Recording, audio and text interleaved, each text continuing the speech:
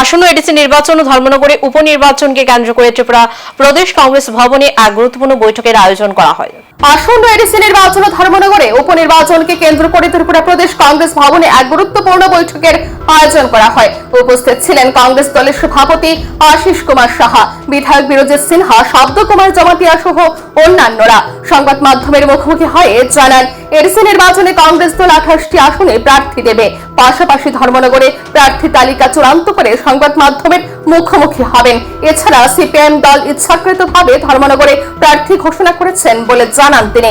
আশিস কুমার সাহা দাবি করেন, সমগ্র ভারতবর্ষ সহ রাজ্যেও জনজাতিদের উন্নয়ন ও আর্থসামাজিক ব্যবস্থার উন্নয়নের জন্য কংগ্রেস দলই প্রকৃতপক্ষে লড়াই সংগ্রাম করে গেছে।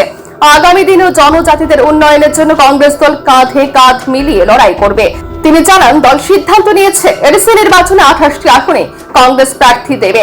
তাছাড়া ধর্মনগরের উপনির্বাচনেও কংগ্রেস দল তাদের নিজ প্রার্থী তালিকা প্রকাশ করে মাঠে ঝাঁপাবে। তিনি আশা প্রকাশ করেন, জনগণ ভারতীয় জনতা পার্টির জুমলামের বিরুদ্ধে একতাবদ্ধ হয়ে কংগ্রেস দলের পাশে থাকবেন।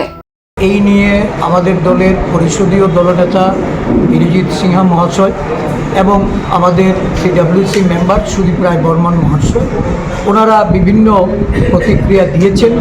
আমি মনে করি ওনারা যা বলেছেন এটাই আমাদের দলের স্ট্যান্ড, এবং সেই অনুযায়ী কংগ্রেস দল গোড়া থেকেই বলছে যে বিজেপিকে পরাস্ত করার জন্য আমরা অতীতও স্যাক্রিফাইস করেছি, এবং জনসম্মুখে আমরা এটাই নিয়ে যেতে চাইছি যে বিজেপির বিরুদ্ধে কংগ্রেসই একমাত্র দল যারা আন্তরিকভাবে লড়াইটা করতে চায়।